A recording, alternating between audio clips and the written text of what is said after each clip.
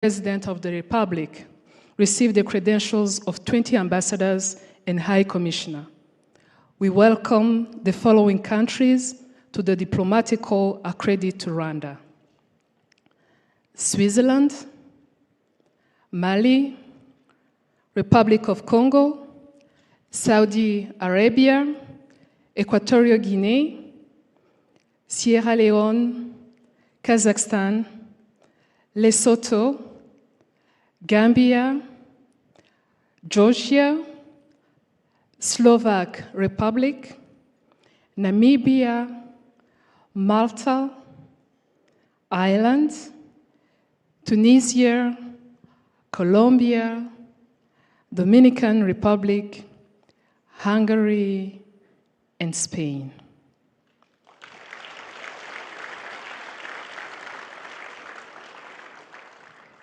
Merci beaucoup, Madame l'ambassadeur, pour votre intervention au nom du corps diplomatique. Merci pour votre leadership ainsi que votre engagement constant pour mobiliser et représenter la communauté diplomatique lors de nos événements. Comme je l'ai mentionné plus tôt, la communauté diplomatique à Kigali ne cesse de s'agrandir, témoignant de l'engagement du Rwanda et de ses partenariats sur la scène internationale.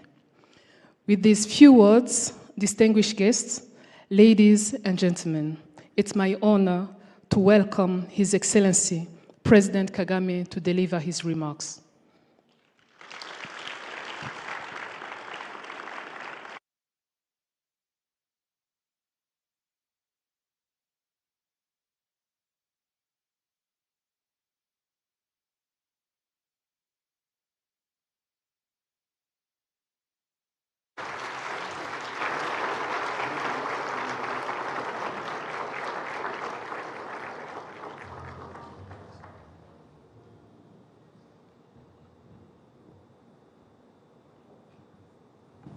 Please be seated.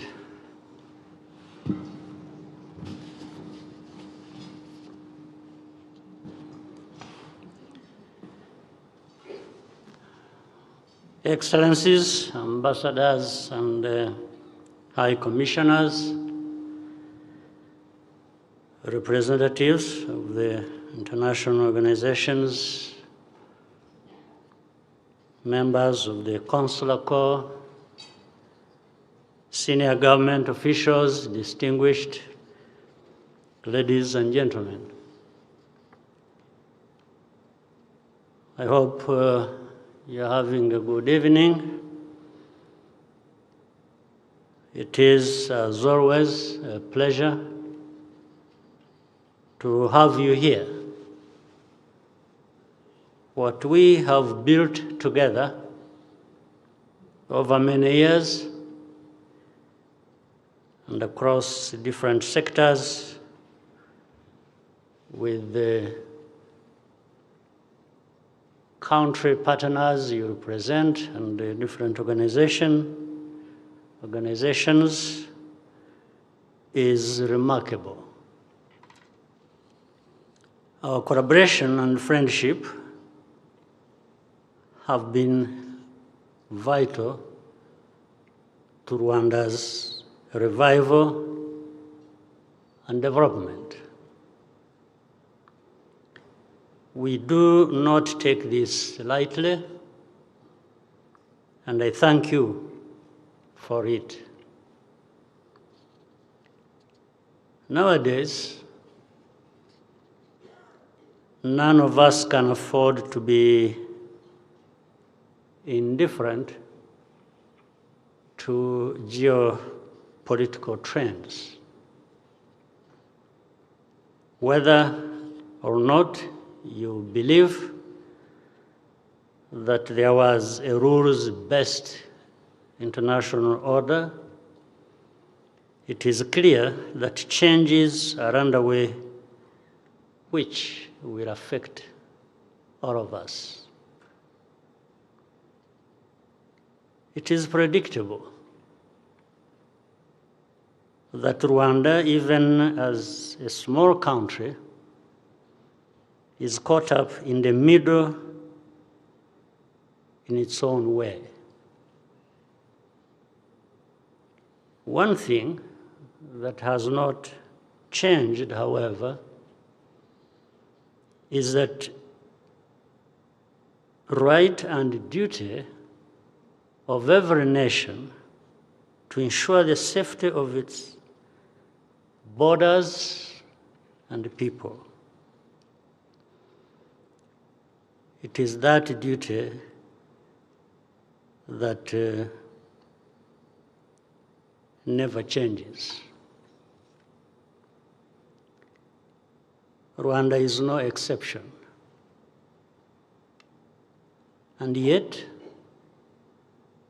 for reasons that continue to elude us, Rwanda is consistently asked to ignore threats to its security and compromise its national defense. The conflict in eastern DRC is not new. It's neither new nor is it too difficult to understand. It has been prolonged for decades due to neglect and complacency, notably by those with the power to make the biggest difference in resolving it. Rwanda's security concerns stem from the continued presence of the FDLR and its violent extremism, extremist ideology, which is the ideology of genocide. Unfortunately, that seems to have some backers in the region and beyond,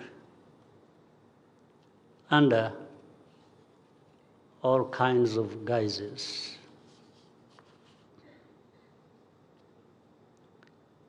In the late 1990s, cross-border attacks by this militia from the territory of DRC claimed thousands of lives inside Rwanda. The Congolese government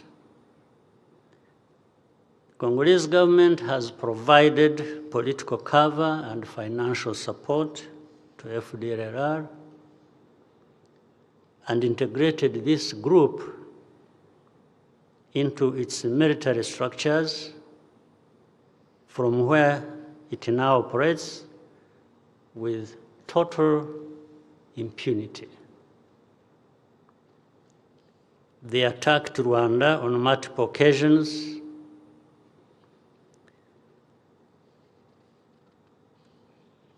Some countries issued travel advisories as a result. And lately, the son of the former leader of Rwanda, who led this country into genocide, and other close collaborators of his, have been visiting Kinshasa in order to deepen the alliance with FDLR, and they have more or less openly been welcomed there. We have consistently raised these issues in every relevant forum and directly to many of you here. But each time, the root causes and structural drivers of this conflict are dismissed in favor of short-term measures and interests. Rwanda, because of its history and its geography, requires defensive borders. Our defensive measures are aimed at this objective and nothing else. FDLR is far from being a spent force, as I have mentioned earlier. In fact, its genocide ideology has been spread to other armed groups, which also target Congolese Tutsi and other communities. By definition, a signed peace agreement should bind all parties equally, and implementation should follow the text. However, this has not been our experience. It's not the case. What we see instead is that one party is expected to carry almost the whole burden. For instance, the Washington Accords clearly set a ceasefire, acknowledged each party's security concerns, and laid out a roadmap for action. Yet, even as the discussions progressed, there was a visible and sustainable military buildup, followed by action in eastern DRC. Thousands of Burundian troops and government-affiliated militias consolidated offensive positions, imposed a blockade on civilian communities, and launched relentless ground and aerial strikes in South Kivu. The Congolese government's intent was to shift the balance through force outside the parameters of the ongoing peace negotiations. That is how the events in Uvira came to unfold. Rwanda has and had raised the alarm for months. Yet, the aftermath was presented as a single-point narrative detached from the reality on the ground. The blame was, as we have come to expect, blamed and placed exclusively on Rwanda. This selective pressure has only emboldened the Congolese government and all its affiliated genocidal elements to resume military action. I'm not asking you to agree with every decision that Rwanda has made, but we do ask that you hold all parties to the same standard. As things stand, Rwanda faces an impossible choice to either tolerate the continued presence of the FDLR and its growing network of militias and allow them to grow closer to our border, or to defend ourselves and be condemned for it. The choice is therefore very clear. In our position, would any other country make a different choice? And any condemnation that comes, by the way, is a badge of honor for our security forces.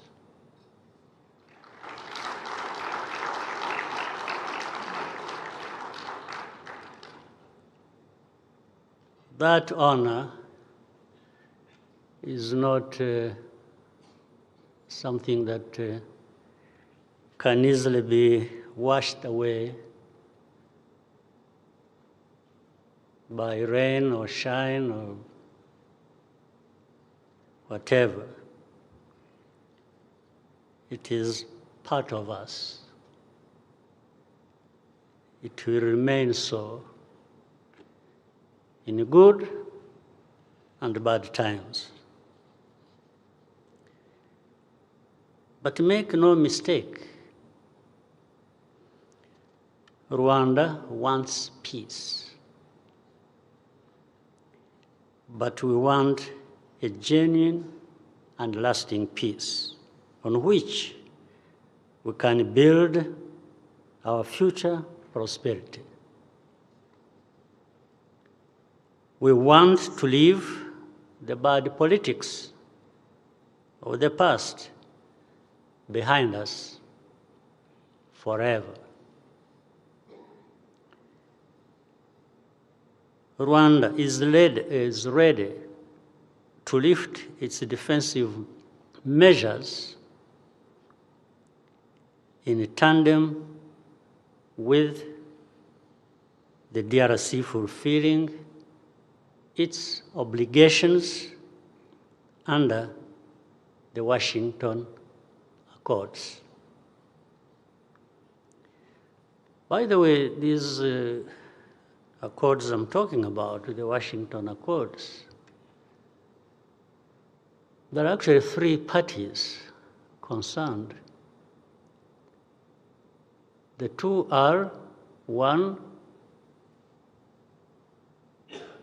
Rwanda, and DRC, of course. But the 3rd is United States, the country that hosted us, that brokered this process. They are part of it. So to have 3 parties to this process, and you expect only one to fulfill its side of obligations, I'm not sure what we should expect from that. And So that's where we are, in a sense, caught up in that. If fully implemented, this agreement will provide all parties the security that they need and they deserve, and lay the groundwork for mutually beneficial economic cooperation. Many of you here have worked with us for a very long time, and you know that you can trust us. We are reliable. We say what we do, and we do what we say. Our partnerships have borne fruit precisely because we have had an effective security policy in place continuously for the past 3 decades.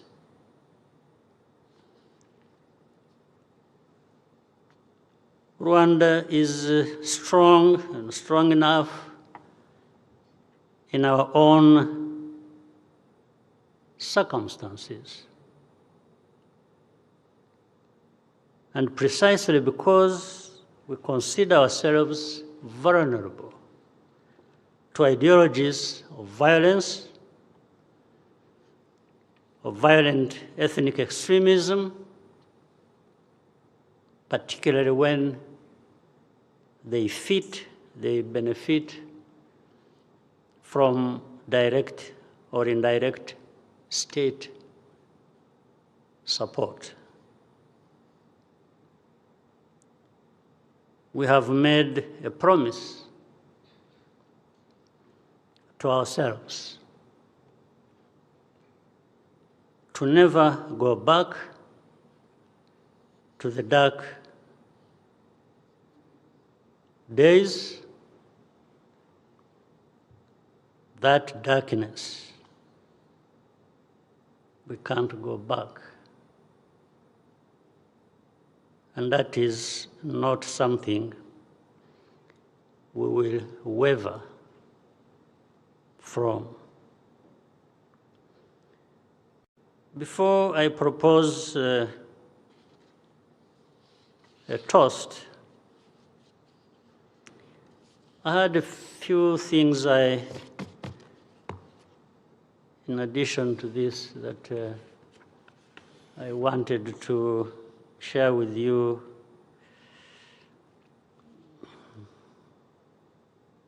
Contextualizing further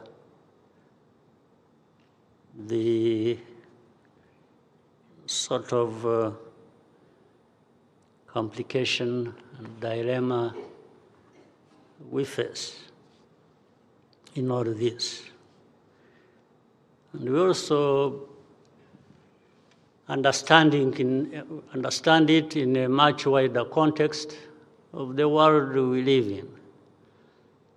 There is the world of the past, and kept changing over time, and the world keeps changing. And in many instances, unpredictably. But people have to stay the course for what they want to mean and do for themselves. And that's where Rwanda is. A couple of things.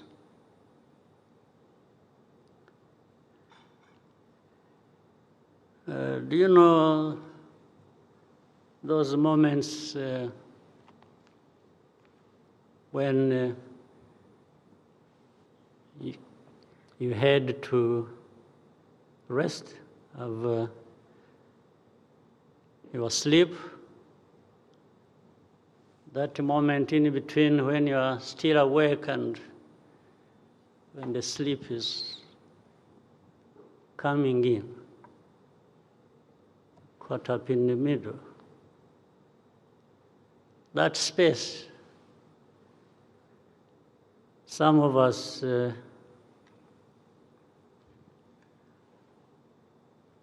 encounter people in our thoughts and we have conversations. It's not dreaming, it's not in between. Some of those moments, I met some people and they brought up this subject. It was like Paul, you are not Christian enough. Why? And that is supposed to, if I was Christian enough, it is supposed to solve my problems. Because I'm not Christian enough, in this person's mind, it is supposed to create problems for me. But I asked this person, I said, what is enough? How enough do you want me to be Christian? First,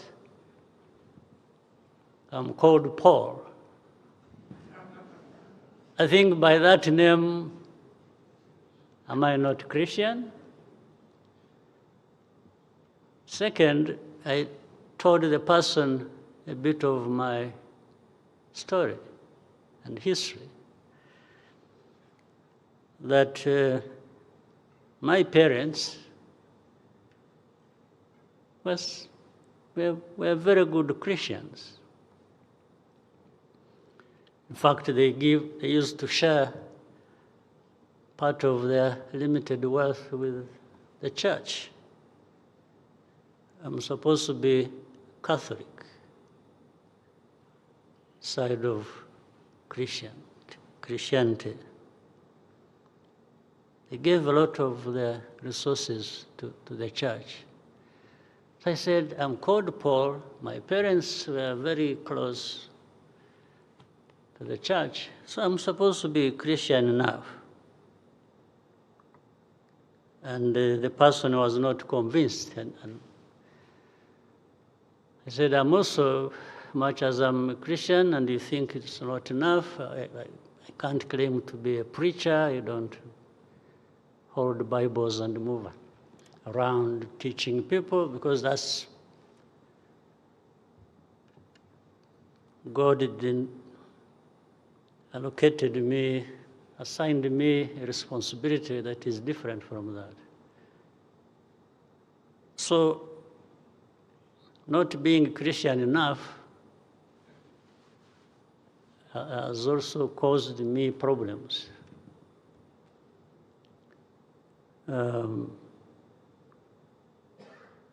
But I said, I have seen people who, I was telling that person, who claim to be that level of Christian that I am not. In the morning, they're out there shouting and yelling and doing things. In the evening, they go visiting witch doctors. I said, how do the two go together? So in other words, I was telling this person that actually some of them also tell lies under the cover of what they claim to be. And they end up not being Christian enough as they thought I was, meaning not Christian enough. So that is something they needed to think about. No pretense, no, and everyone should be what they want to be. And there are other measures you can use to test the value of people. Then, in another conversation, it was, okay, put aside the Christian part. Your country, Rwanda, is not wealthy enough. You don't have enough of the resources that the world needs, whether they are minerals or forests or all kinds of things. So then I said, okay, but do I also have to face penalties for not being wealthy enough?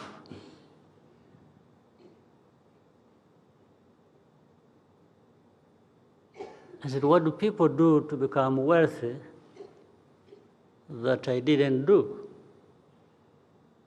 that constitute an offense? First, I was told I was not Christian enough. Second, I'm being told I'm not wealthy enough, meaning my country. So which means the combination of two should cause some of us problems. Should cause me as a person or Rwanda as a country problems in other people's judgment. But since when did these become criteria for people being right or wrong? Or to the point that you deserve no attention from anybody. In fact, I wish I didn't get attention from such a people. That's so good. It means you do your business, I do my business. And I don't need that kind of attention. Nobody needs it. The kind of attention that reminds you that you're not this enough, you're not that enough. But that means you're paying attention to me. Maybe the less attention you pay, the better for me and maybe for you, because why should you waste your time thinking about me?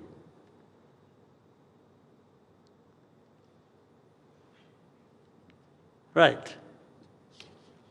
As I continued, one evening I was bored and consulted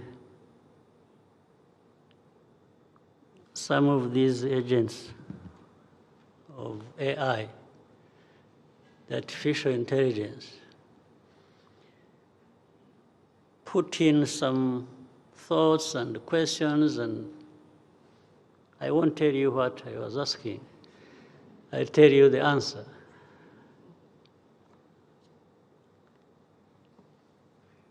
Given what I was asking, and the answer came out as, let me read it for you. In the jungle, a lion king coveted a plush deer,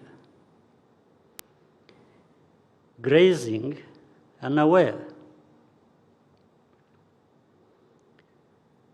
The deer, blinded by sweet grass, didn't see the jaws closing in. Meanwhile, a wise old tortoise stood tall, accused of eating the king's crops. Crops the king knew were devoured by his own pride. The deer fell to the king's greed. The tortoise, shoulders burdened, faced the hungry shadows dignified. The jungle whispered. One met the king's desire, the other his blame. That's where we are, but we will have our shoulders burdened and remain dignified. Thank you.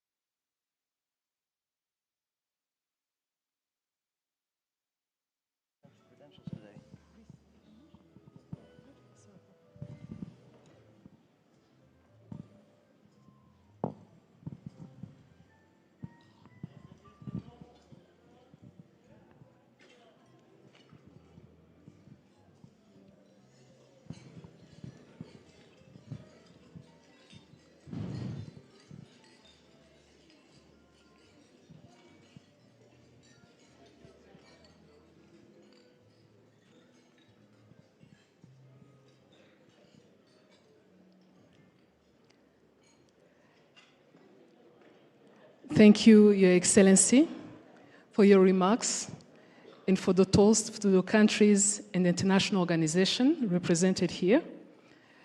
Ladies and gentlemen, the dessert is now served. Please